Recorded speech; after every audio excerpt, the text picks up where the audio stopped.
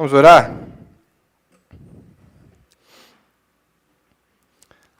Senhor nosso Deus, nós te louvamos, meu Pai, por esse momento que nós tivemos para nos derramar diante da Sua presença. Te louvamos, ó Deus, pela profundidade da graça que o Senhor tem derramado sobre nós, diariamente, continuamente. O Senhor é maravilhoso. E nós gostaríamos, Deus, de suplicar pela sua misericórdia que uma vez mais o Senhor derrame também mais do seu conhecimento, mais do seu coração aos nossos, Pai, para nos transformar, para fazer de nós pessoas melhores, cristãos mais parecidos com o nosso irmão Jesus Cristo, o nosso Senhor Jesus Cristo. Ó Deus, que nessa noite o Senhor seja glorificado, esteja sobre nós, em nome de Jesus. Amém. Cadê a Gil? Me abandonou. Oi. Deixa eu pegar aqui minha Bíblia. Gente, seguinte, nessa noite, deixa eu até dar uma desligada aqui. Nessa noite nós vamos conversar sobre um assunto meio delicado, se eu posso dizer assim, ou não. Obrigado, Rafa. Presenter. Oi.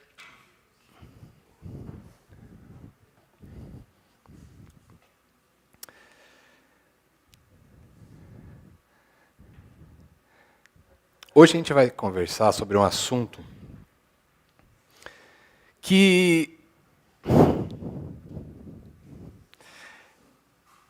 ele sempre desafia interiormente a maioria dos cristãos, a maioria das pessoas, né? Hoje nós vamos explorar um pouco mais a respeito do assunto contribuição, doação, oferta. Danilo, isso aí envolve dinheiro? Você vai falar sobre dinheiro? Sim. Inclusive, acho que essa vai ser a primeira vez que eu vou pregar. Primeira vez que eu vou pregar a respeito de dinheiro, cara. Primeira vez. Mas não é somente a respeito do dinheiro em si, né?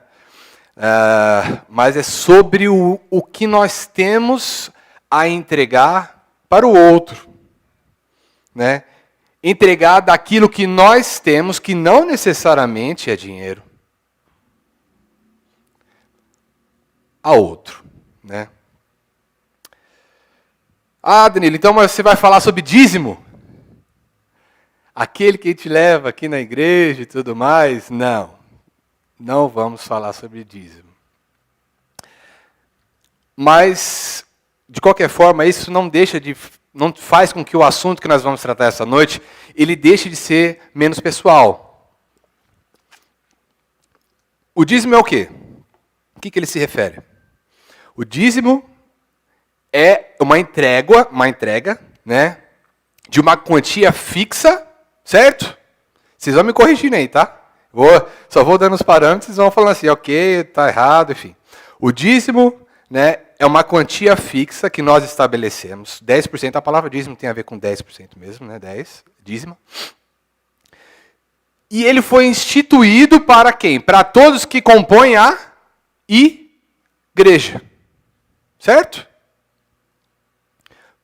Para que todos pudessem, de alguma forma, participar, né? Mas, inclusive, de acordo com a sua renda. Por isso que é legal a questão dos 10%. Né? Porque se eu ganho muito, 10%. Se eu ganho pouco, 10%. Então, todo mundo tem a chance de participar. Mas participar do quê? Do quê? Primeiro, do asseguramento do funcionamento das coisas. Por exemplo, o templo. O templo, a gente já sabe muito bem, né? Que o templo tem os gastos de água, de luz, certo? Manutenções no prédio, manutenções, instrumentos, equipamentos, aquisição também, enfim, N coisas, né? Outra coisa, proporcionar condições boas para aqueles que estão aqui, né? O mínimo de conforto possível.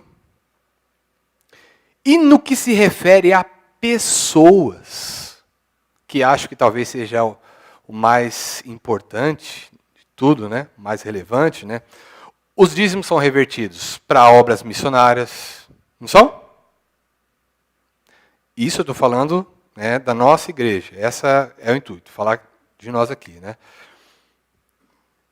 Ele também é utilizado para quê? Para a capacitação dos próprios membros, para servir na obra.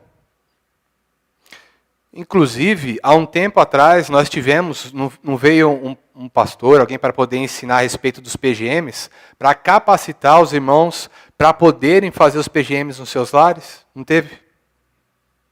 O pessoal do louvor faz cursos, parte a igreja custeia, parte também a própria pessoa custeia, né? Além disso, o dízimo serve para viabilizar trabalho evangelístico. Além disso, o dízimo ele serve para pagar aqueles que trabalham pela obra. O dízimo serve para compra de alimentos, para ação social, cesta básica, enfim, né?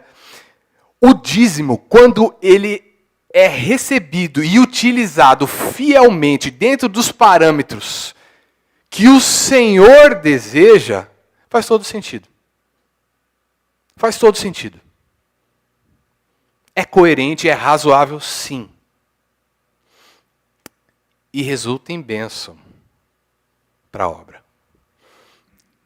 E principalmente para as pequenas comunidades, tá? Para aquelas que, sem o dízimo, não têm condições de, inclusive, correm o risco de não conseguir arcar com as suas despesas mensais de água e de luz. Então, é necessário. Mas, enfim, isso é só um parêntese. A mensagem essa noite não é a respeito de dízimo. Esse mês é o mês da família, não é? Começou agora. Hoje startou aí, primeiro dia. E é o mês onde a gente tem a chance de estreitar os laços com pessoas que não são só da nossa família, que normalmente fala assim, vou estreitar mês da família, né? Vou estreitar meus laços com meus próprios familiares, meu irmão, meus pais, enfim. Nós aqui estamos expandindo, né? O mês da família, no mês da família nós temos a oportunidade, a gente está promovendo isso, né? De que nós possamos estreitar os nossos laços com famílias que estão além das nossas. Né? Essa semana, minha mãe já me comunicou que nós iremos lá na casa da Ivete, ou eles vão na nossa casa, eu só não sei como é que vai ser, né? A gente vai decidir ainda tudo isso aí. Mas é isso. Mês da família. Essa é a intenção, né? E na vida, gente, a gente vai continuamente, nós vamos tendo contato com pessoas que estão fora do nosso círculo comum de convívio. E quando nós estamos em contato com o outro, nós vamos sendo apresentados a um mundo novo, uma realidade nova, né? Que o outro está vivendo. As circunstâncias da vida que o outro está passando, né? Eu acho que o presenter não está funcionando. Foi. Pronto. E a vida, gente, a vida de todo mundo é assim.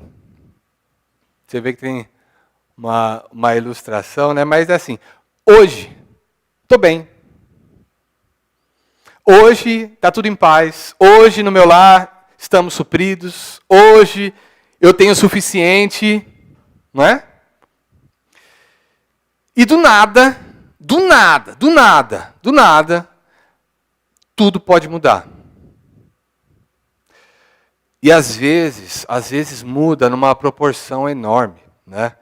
Algumas vezes, aquele outro que nós estamos conhecendo, e aí eu não estou falando de nenhuma situação específica daqui, né? Mas algumas vezes, aquele outro que a gente está conhecendo, ele está atravessando dificuldades que às vezes está numa proporção acima do que ele consegue suportar, né? Tempestades em que as ondas elas estão muito acima do tamanho do barco. E às vezes, quem vive isso é uma pessoa. Às vezes, quem vive isso é uma família. Às vezes, isso é algo que atinge um local, um bairro. Às vezes, isso toma uma proporção para muito mais pessoas. Vocês acompanham o noticiário, vocês têm ouvido, né, do que tem acontecido lá no Nordeste com as enchentes. Não tem? Pessoas perdendo casa, nós já vivemos isso aqui nas redondezas, né? Nós ouvimos também das guerras, das pessoas passando por dificuldades, perdendo seus lares, né? Não tendo meios de sobreviver. E agora, trazendo ainda mais para o nosso contexto, nós temos aprendido, nós temos ouvido daquilo que o César mesmo, até o César citava você, da situação delicada que Cuba está vivendo com a falta de remédios. Nós vamos tendo conhecimento dessas coisas que estão acometendo as pessoas, quer próximas a nós, na nossa interação direta, quer num contexto mais distante. E aí o que acontece? Né? Diante de situações assim, como cristãos, o que devemos fazer? O que é que eu faço? Eu estou em contato com alguém que está vivendo isso, eu soube de alguém que está vivendo isso. O que é que eu faço? E na época dos apóstolos, uma situação muito similar estava acontecendo, né? Os irmãos da igreja de Jerusalém, eles estavam atravessando um momento que aquilo que eles tinham não era o suficiente. Eles precisavam de ajuda. E aí Paulo, então, ele decide escrever uma carta, né? E nessa carta, um dos assuntos que ele trata, a segunda carta que ele escreve aos Coríntios, né? Ele escreve instruindo os coríntios a respeito de como é esse movimento de doar. E, ao mesmo tempo, também, o intuito dele é que, quem sabe, eles se mobilizassem ainda mais para arrecadar mais recursos para enviar para Jerusalém. E logo de início, aí vamos abrir as nossas Bíblias. Segunda carta de Coríntios, capítulo 1.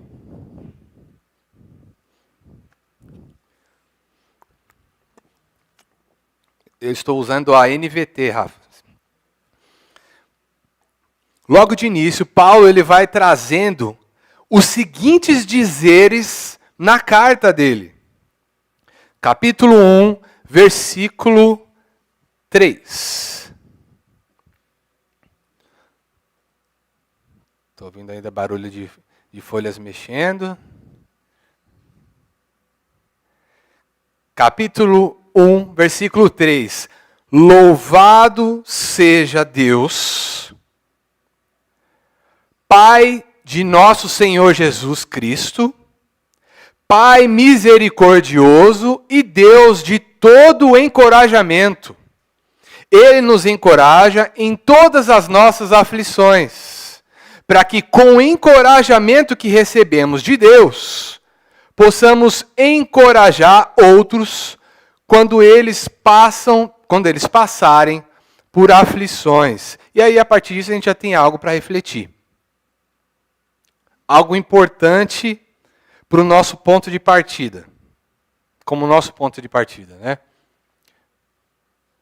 O Deus que nos chamou para perto dele, o Deus que nos resgatou, o Deus que nos adotou, diz o texto que ele é Pai misericordioso e é aquele que encoraja, certo? Eu pergunto essa noite para você. Assim como um filho herda as características, muitas vezes, do pai, né? Nós não devemos esperar que essas mínimas características também se revelem na vida daqueles que são chamados por Deus como filhos dele. Nós não devemos esperar que os filhos de Deus imitem o proceder do pai. Já de início, o pai instrui.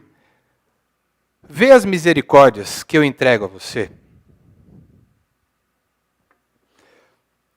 Vê o cuidado sempre presente na sua vida.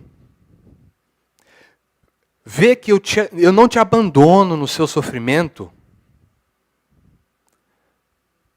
O maná da provisão tem caído para você? Pois bem, com aquilo que você tem, faça o mesmo a quem está precisando. Diz lá, Ele nos encoraja em todas as nossas aflições, para que com o encorajamento que recebemos de Deus, possamos encorajar outros quando eles passarem por aflições. Ah, Danilo, então quer dizer que eu tenho que dar do que é meu para ajudar uma outra pessoa? Eis aí um ponto muito importante.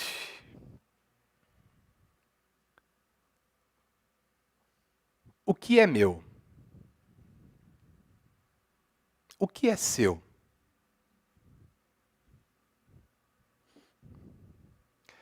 No Evangelho de Lucas, o nosso Senhor Jesus, em certo momento, ele vai falar com os seguidores dele a respeito da decisão que é virar, se tornar um discípulo de Jesus. Vamos abrir lá, Lucas 14, 25 a 33.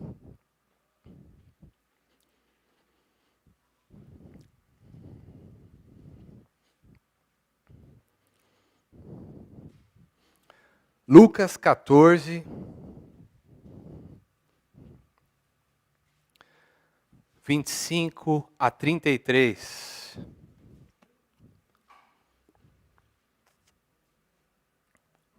Uma grande multidão seguia Jesus, que se voltou para ela e disse: se alguém que me segue amar pai e mãe, esposa e filhos, irmãos e irmãs, e até mesmo a sua própria vida, mais que a mim, não pode ser meu discípulo. E se não tomar sua cruz e me seguir, não pode ser meu discípulo. Quem começa a construir, aí é uma indagação que ele faz. Quem começa a construir uma torre, sem antes calcular o custo e ver se possui dinheiro suficiente para terminá-la? Pois se completar apenas os alicerces e ficar sem dinheiro, todos vão rir dele, dizendo, esse aí começou a construir, mas não conseguiu terminar. Ou, que rei vai à guerra sem antes, o que está querendo dizer aqui, sem antes avaliar se o seu exército vai dar conta da batalha? E se concluir que não, o rei enviará uma delegação para negociar um acordo de paz enquanto o inimigo está longe. Da mesma forma, ninguém pode se tornar meu discípulo sem abrir mão de tudo que possui. Por que ele faz esse apontamento? Porque o que Jesus deseja dos seus ouvintes é uma escolha feita com consciência. Com consciência. Responsabilidade. É certo que no momento da conversão, na época da conversão para alguns, né, há muita emoção envolvida, né? E muito possivelmente aquelas pessoas estavam ali também envolvidas com isso. Deve ter despertado emoção também seguir o Mestre. Mas o que Jesus tem em mente é o seguinte: eu preciso de vocês convicção.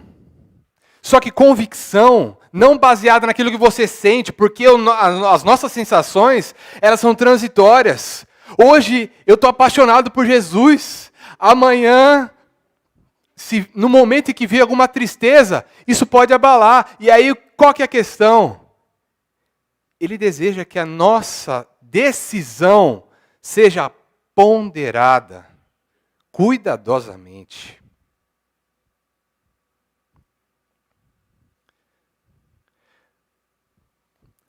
E por que ele fala isso, né? Porque quando a gente entrega a nossa vida a Cristo, nós escolhemos fazer dele o nosso Senhor, o nosso dono. Quando você me diz, eu tenho que dar do que é meu, eu te devolvo a mesma pergunta: o que é seu? Se você já entregou a sua vida a Cristo. Porque quando você se entrega a Deus, não há reservas. É uma entrega completa. Não tem meio, entrega só um pouquinho, entrega só um outro pouquinho. Não. É um todo. É tudo. Cada compartimento da sua vida agora tem um novo dono, um novo Senhor. No seu coração, os tronos de outros senhores, eles precisam ser derrubados. E só um precisa estar lá. Só um deve permanecer.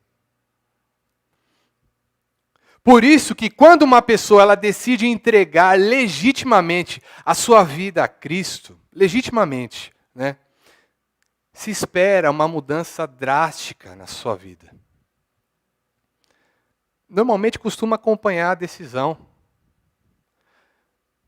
A vida, ela muda, porque ele entrega as chaves da sua casa para ele, fala assim: Senhor, agora tudo é teu.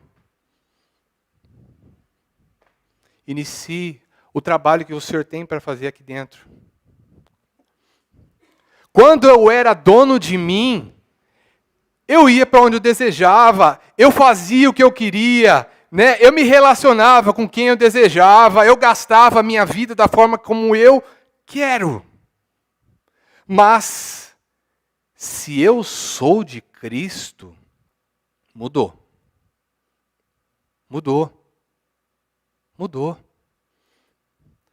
Devo submeter o que eu sou, o que eu penso, o que eu possuo. Tudo está agora sob o seu domínio. Só dele. Por isso que ele fala: você realmente quer tomar essa decisão? E por isso que muita gente reluta. De fato, essa é a melhor decisão que você pode tomar na sua vida. Mas vai te custar tudo. Vai te custar tudo. Tudo. Sem reservas. Mas vai te entregar o que nada no mundo pode te entregar. E aí, você está disposto a fazer de Jesus o seu único Senhor? Convidar a Gi.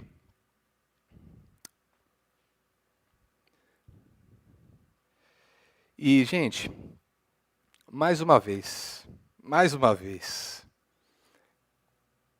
uma nova vida está sendo oferecida para você nessa noite. Mais uma vez. Ela está ao alcance das suas mãos.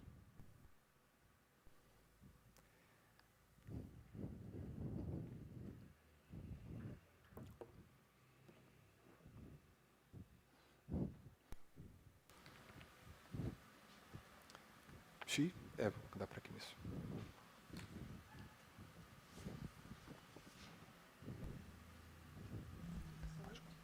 Pode colocar aqui.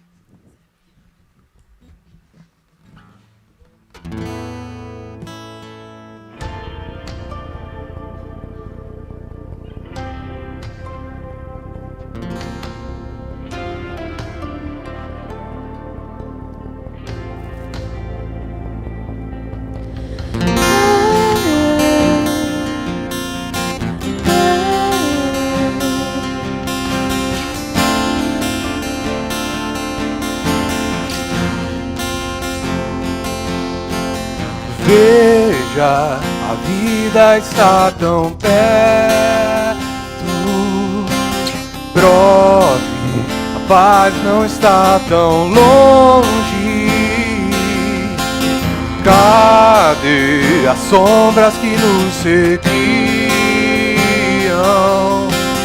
Quebrou o cristal do nosso orgulho ao chão.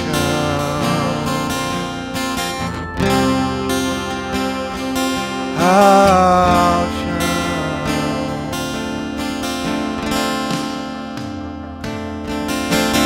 Veja, a vida está tão perto. Prove, a paz não está tão longe. Cadê as sombras que nos seguiam? Quebrou o cristal do nosso orgulho. Veja os tronos de outros reis dobrados ao chão.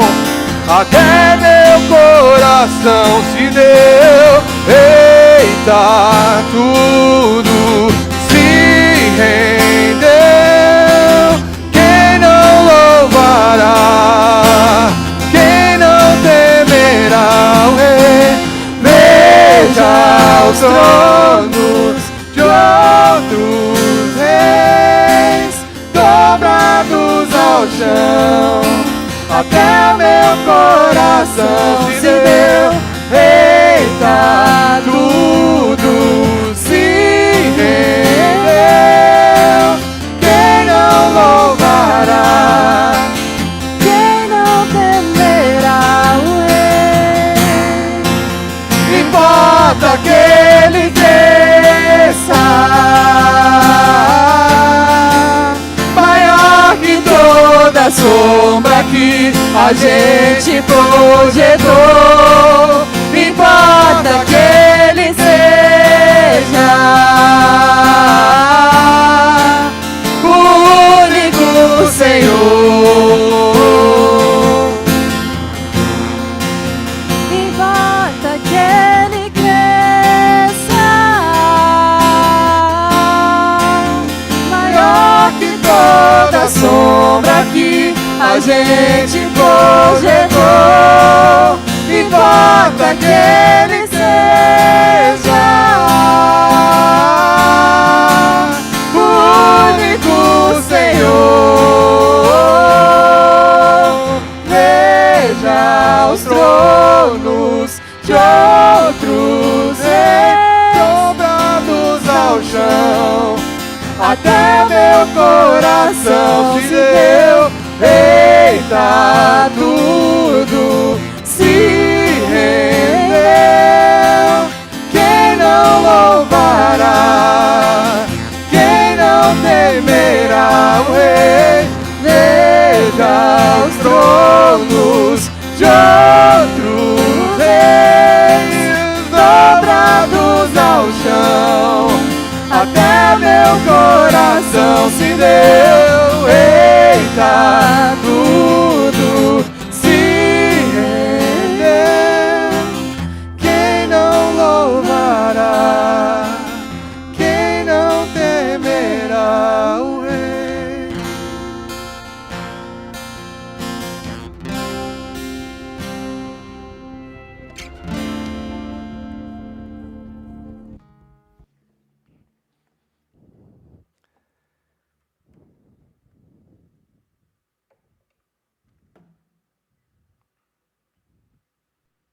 Pois bem, então pondere. Você quer entrar para a família de Deus? Pondere. Pondere. Ele precisa ser o seu único Senhor. O único. Paulo, então, ele se dirige aos filhos de Deus na igreja de Corinto, em uma carta. E aí, na segunda carta que ele enviou a eles, ele vai oferecendo instruções a respeito da doação para a igreja em Jerusalém, que atravessava um período de escassez. E ali ele já demonstra o intuito de doar, né? Por que vocês devem doar, Coríntios? Vamos abrir 2 Coríntios 8.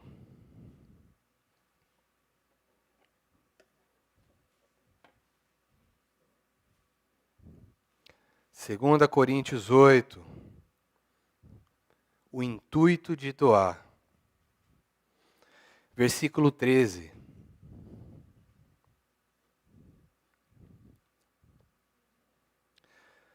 Não que a sua contribuição deva facilitar a vida de outros e dificultar de vocês. Quero dizer apenas que deve haver igualdade. No momento, vocês têm fartura e podem ajudar os que passam por necessidades. Em outra ocasião, eles terão fartura e poderão compartilhar com vocês quando for necessário. Assim, haverá igualdade. Como dizem as Escrituras, para aqueles que muito recolheram, nada sobrou. E para aqueles que pouco recolheram, nada faltou. Primeiro de tudo, Paulo traz um esclarecimento. Doação, ela não é feita para provocar na sua vida desequilíbrio. A ideia não é essa. A ideia não é criar uma nova carência para resolver uma antiga. Não é essa a ideia que Paulo traz. Você pode ajudar. Está em suas condições ajudar. Avance para ajudar. E aí, voltando para o texto, qual que é o intuito que aparece também nesses versículos?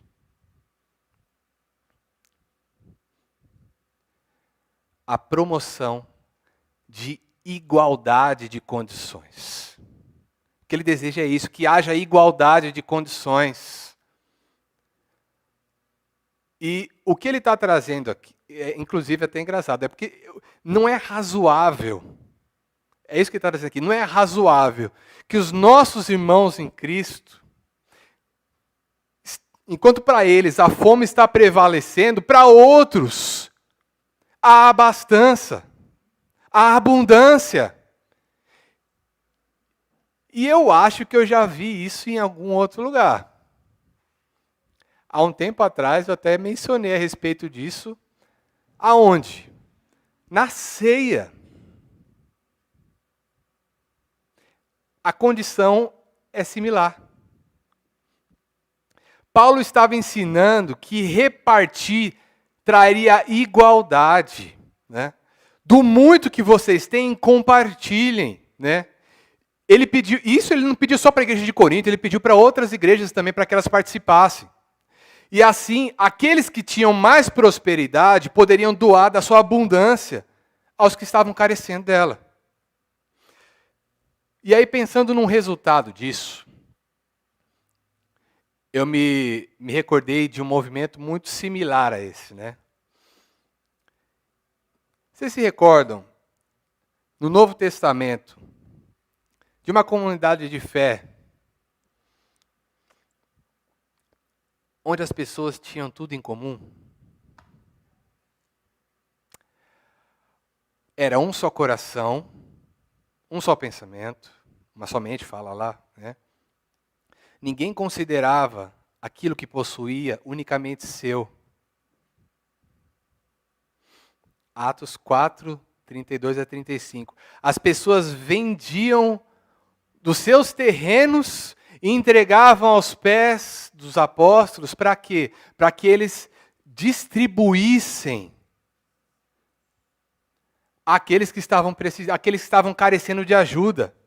E com isso diz a palavra que não havia entre eles pessoas que estavam em necessidade. É cuidado mútuo, carinho mútuo, é o amor funcionando. Saiu daquele amor só de palavras, irmão, eu te amo. Não. Ação. E ali estava funcionando. O bem-estar de cada um ali dentro era importante. O corpo de Cristo sendo nutrido em todas as partes igualmente. Esse era o intuito, né? E depois Paulo ele ensina, a gente falou a respeito do intuito, certo? E aí ele vai falar a respeito do modo de doar. Deixa eu ver se... Não foi. Pronto. 2 Coríntios 8, 11 e 12. Diz lá: assim, completem o que começaram, que a boa vontade demonstrada no princípio seja igualada agora por sua contribuição. Doem proporcionalmente aquilo que possuem. E mais embaixo ele até fala, né? De acordo com o que vocês têm e não o que não têm. Ou seja, não vai se endividar, meu. Calma, não vai se endividar pelos outros. 12. Tudo que derem será aceitável, desde que o façam de boa vontade, de coração aberto, né? E aí em 2 Coríntios 9, versículo 7. 2 Coríntios 9, 7. Ele diz assim: cada um deve decidir em seu coração quanto dá. E novamente a ponderação com relação à quantidade, né? Não contribuam com relutância ou por obrigação, pois Deus ama quem dá com alegria. E esses dias eu estava vendo, acho que foi no Instagram que eu vi, né? Nas redes sociais estava tendo uma trend. Trend é vídeos que o pessoal faz, né? Que um comportamento que aquela pessoa fez, ela se torna... o pessoal repete aquilo, né? E aí a trend era a seguinte, né? Era meio que para ensinar os filhos a dividir. Essa era a temática. E aí no vídeo era muito engraçadinho, porque tinha uma menininha, devia ter uns 4, 5 aninhos, pitoquinha, né? E aí tá assim, tá a mãe, eles estão sentados numa mesinha, numa bancada, né? Então tá a mãe, e à frente da mãe um prato. A menininha, e na frente da menininha um prato. E o pai, e na frente do pai um prato. Todos os pratos tinham algo em cima, fechando, né? Tapando para esconder o conteúdo que estava dentro do prato. E aí eles vão lá. 1, 2, 3, e todo mundo, puf, levanta. Quando levanta, a mãe tinha lá um chocolatinho, uma bolachinha bonitinha lá no prato dela. A menininha tinha um lá no pratinho dela. E o papai não tinha nada. Estava vazio. E aí é engraçado, porque ela pega, né? Caiu. Ela pega a tampinha, na hora que ela abre assim, ela sorri, olhando para a mãe, aí olha para o pai e só... E aí fica naquela expectativa. E aí, o que ela vai fazer? O que ela vai fazer? E ela fica assim, olhando, aí olha para o dela. A menininha vai, ela estava sentadinha, ela levanta, vai até o armário, a geladeira, abre, pega a caixinha, tinha uma caixinha com os bombons, chocolate, sei lá o quê, né, as bolachinhas, ela vai lá, tira um, tá, papai, e coloca lá. E aí, eles deram risada, porque de fato, ela foi muito, muito esperta, né? Muito esperta para a idade dela. Mas isso revela o quê? Que ela não queria dividir. Não queria dividir. Eis a questão. Quer doar? Não contribua com relutância ou por obrigação. ajuste a sua motivação. E doe. E contribua. E ajude. E agora a gente vai tratar de outro assunto importante, né? Questões que costumam aparecer no nosso coração quando a gente está querendo contribuir, né? O versículo 7 diz lá: cada um deve decidir em seu coração o quanto dá, não é? Mas tem um detalhe curioso que Paulo traz antes dessa fala. Vamos ver. Versículo 6. Lembrem-se, quem lança apenas algumas sementes obtém uma colheita pequena. Mas quem semeia com fartura obtém uma colheita farta. Pode ir. Antes de falar, gente, sobre o quanto o coração de cada um deseja dar, Paulo relembra acerca de quanto se colhe com referência àquilo que você planta. E aí ele fala de proporção. Né? E aí eu te convido a refletir comigo. Quando um agricultor, ele sai para semear, vai lá, dezenas de hectares para ele plantar. Qual que é a esperança dele? É que plantando, nasça, que vai colher. Então vai lá, eu vou lá, plantei lá, eu nem sei se o pessoal que manja das plantios me ajuda aí, tá? Estou lá, 5.000 sacas de semente, e aí eu vou plantar naquele mundaréu de terra, né? Eu, como agricultor, vou ter um trabalho enorme para fazer esse plantio, certo? Certo, né? Já viu algum agricultor ter na mente o seguinte: eu vou fazer o plantio, mas eu tenho certeza que não vai dar nada? Não, né? E aí, essa forma de trabalho, ela é muito, ela me desperta curiosidade, né? Porque esse trabalho, ele parece envolver mais fé do que se imagina. Porque o que o cara pode fazer? Preparar a terra, né? E colocar semente na terra. É ele que faz a semente estourar, romper e começar a germinar? Ele está confiando que um processo vai acontecer. Um processo que não depende dele, mas ele está confiando que vai acontecer. Tudo que um agricultor pode fazer, logicamente, é tentar controlar as variáveis. Ou seja, eu vou tentar fazer com que as condições para o meu plantio sejam as melhores possíveis. Mas no fim das contas, depois que ele planta, ele só pode esperar que aconteça. E na vida cristã, gente, também é da mesma forma. Nós plantamos, nós depositamos nossas sementes e nós esperamos.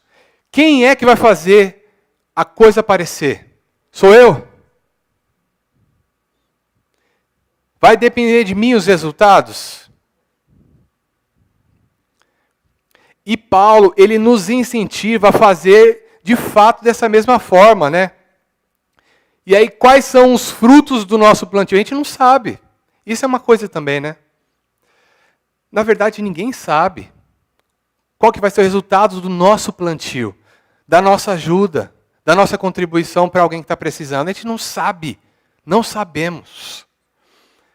Pode ser que a recompensa dada por Deus, ela não venha em dinheiro, ela não venha em alguma vantagem financeira. Ela pode vir de outras formas. Mas o melhor, gente, é saber que ela está assegurada. É essa a questão. Não plantamos inutilmente. A primeira motivação, sem dúvida, precisa ser o amor. Mas precisamos ter esperança que também colheremos algo, né? E eu até fico pensando numa coisa. E aí caiu com meus botões, né? Enquanto estava fazendo essa mensagem. Se a lei da semeadura, ela for realmente semelhante ao nosso processo de plantio e colheita, aquilo que eu estou plantando pode resultar em algo muito além da proporção do que eu estou entregando. Observe as proporções. Uma semente de macieira, que eu coloquei ali. Uma semente de macieira nada vale. É pequena, ínfima, sem beleza, sem grandeza. E é isso que eu estou plantando. Quase nada.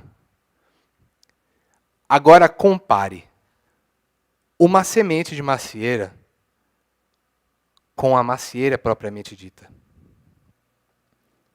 Tamanho, valor, beleza, frutos, benefícios. É uma proporção incomparável uma com a outra. Incomparável. Já pensou se de fato é dessa forma? E honestamente, se fosse de fato dessa forma, a mentalidade de milhares, de milhões de pessoas iria mudar. As pessoas muito possivelmente iriam brigar, disputar, para ver quem ela conseguiria ajudar. Está precisando de ajuda? Não estou precisando. Não, eu sei que você está precisando. Vou te dar algum auxílio, né? Se pensar nessa proporção, né? Mas, de fato, eu prefiro me ater, né, ao significado real do que está sendo transmitido ali no texto, né? Que é esse que a gente deve se apegar. O que nos está sendo ensinado é o seguinte: o seu plantio, ele não fica sem resultado. Se você semear com generosidade, você terá uma recompensa proporcional a essa generosidade que você semeia. E outra questão que vem às vezes sondar o coração daqueles que são desconfiados, né? Será que doando eu acabarei em apuros? Será que vai faltar para mim? Né? Primeiramente, né, eu devo dizer que esse seu pensamento,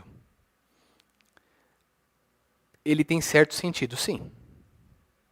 Ele tem certo sentido, sim. Afinal de contas, não importa o que a gente faça, isso aí é preciso também ficar muito claro, né? Não importa o que a gente faça, né? Isso não assegura que o nosso futuro vai ser de prosperidade. Isso precisa ser claro. Aqui na Terra. Um exemplo claro disso é o seguinte. Todo esse contexto que nós estamos olhando aqui, né, que está acontecendo ali na igreja em Jerusalém, ali em Jerusalém naquela época. Quem que está passando necessidades? A igreja. Os irmãos da igreja. Os irmãos da igreja em Jerusalém. E se eles estão vivendo algo assim, certamente outros crentes poderiam também um dia passar pela mesma coisa.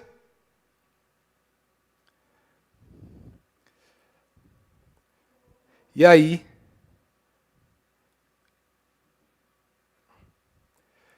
vamos ver o que Paulo diz. 2 Coríntios 9, 8 a 11. 2 Coríntios 8, 9 a 11. Desculpa, 2 Coríntios 9, 8 a 11. Desculpa. Deus é capaz de lhes conceder todo tipo de bênçãos, para que em todo o tempo vocês tenham tudo o que precisam e muito mais ainda para repartir com os outros, Como dizem as Escrituras, compartilha generosamente com os necessitados. Seus atos de justiça serão lembrados para sempre. Pois é Deus, muita atenção, pois é Deus quem supre a semente para o que semeia, e depois o pão para o seu alimento. Da mesma forma, Ele proverá e multiplicará a sua semente e produzirá por meio de vocês muitos frutos de justiça. Em tudo vocês serão enriquecidos, a fim de que possam ser sempre generosos. E quando levarmos a sua oferta para aqueles que precisam dela, eles darão graças a Deus. A primeira verdade que o texto nos traz: Deus, Ele é capaz de nos conceder as bênçãos que nós necessitamos. É Ele que nos fornece as sementes. É Ele, vem dEle. E o que isso quer dizer? O que nós recebemos hoje, para o nosso sustento, é Deus que dá. É Deus que fornece a semente, vem dEle. E se colhemos muito, quem é o responsável último por isso? É Ele. Segundo, sendo Ele responsável por suprir a nossa fonte de sustento, é Ele que proverá o que nós precisamos e multiplicará a nossa semente a partir disso. Produzirá por meio de nós muitos frutos de justiça, se nós formos generosos no cuidado um com o outro. Né? E por que Paulo traz essa verdade à tona? Justamente para desobstruir a confiança dos coríntios, relutante, que estava relutante. Encorajá-los a agir com generosidade. No entanto, sempre, gente, vai haver casos que vão fugir da regra. Pessoas que são crentes fiéis, pessoas que já ajudaram outras, e que agora estão como os crentes em Jerusalém, atravessando dificuldades. E para essas pessoas, eu digo, coragem. E meu irmão, tenha coragem. Deus, Ele não está alheio à sua condição. Ele não está alheio à sua situação. Ele não está alheio àquilo que você está vivendo. Tenha em mente isso, meu irmão. E aí eu pergunto a você, será que Ele não está trabalhando no coração dos coríntios da nossa época? Dos filhos fiéis dele de hoje, que se levantarão para te socorrer?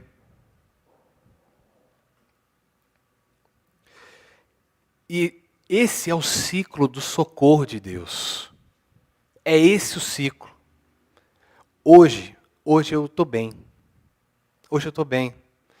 Hoje Deus me usa e eu sirvo como ferramenta de alívio para alguém que está precisando. Amanhã os papéis podem se inverter. E aí será o meu irmão aquele que vai me amparar quando eu estiver na necessidade. A questão é, eu vou querer entrar nesse ciclo? É essa que é a questão. E se você decidir entrar nesse ciclo de auxílio mútuo, alguns resultados você pode esperar disso.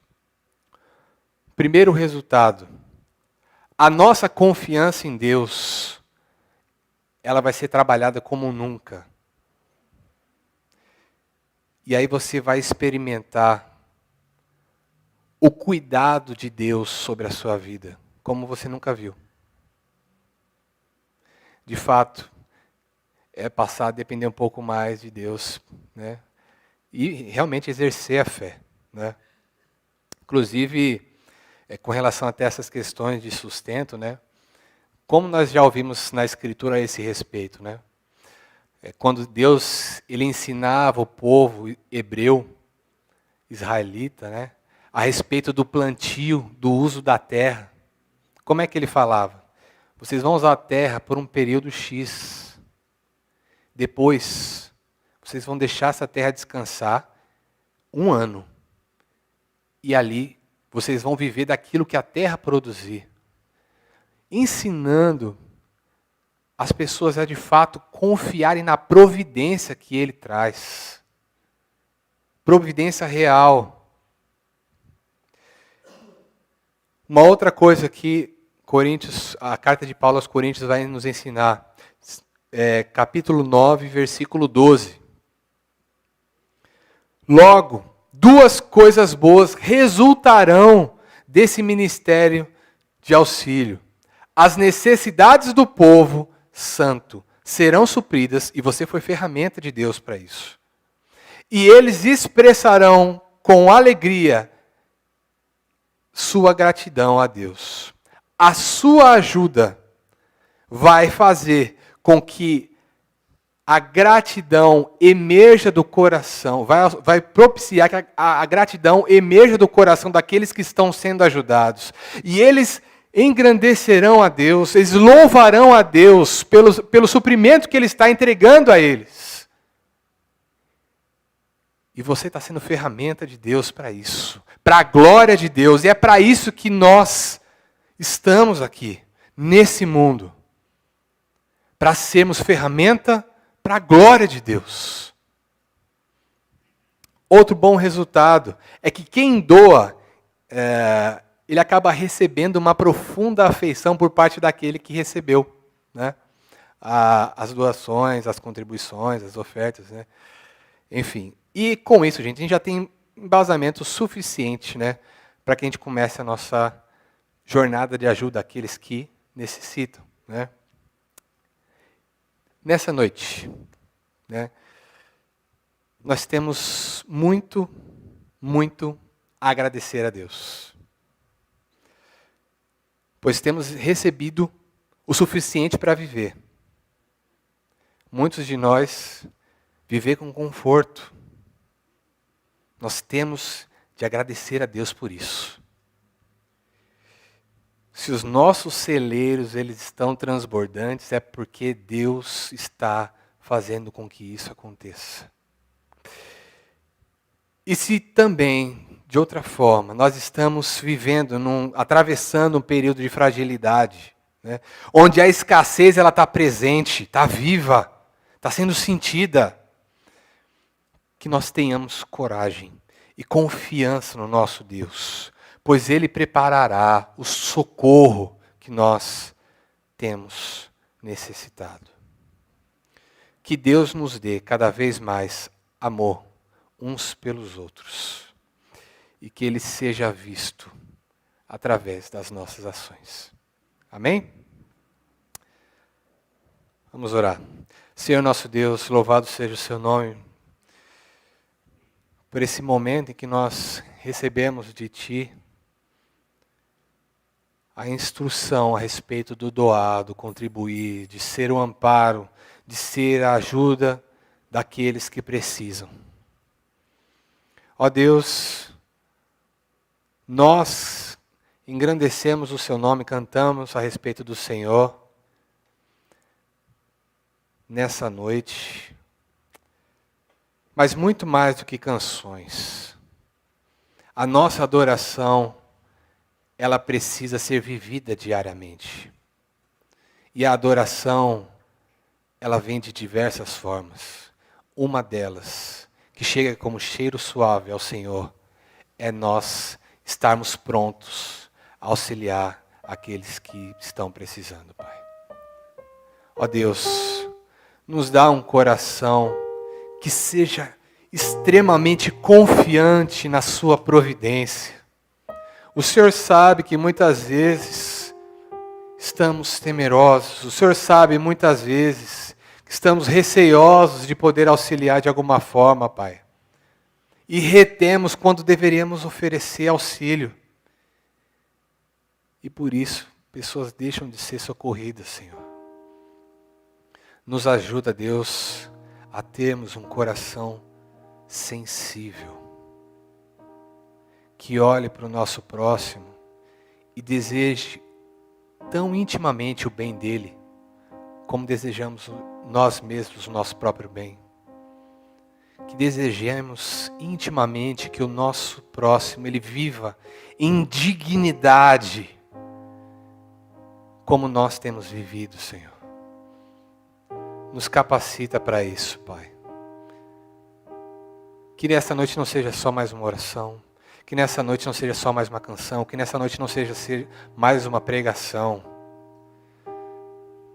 Deus, que o Senhor transforme o nosso coração e que sejamos, de fato, ferramentas para a glória do Senhor. Em nome de Jesus. Amém.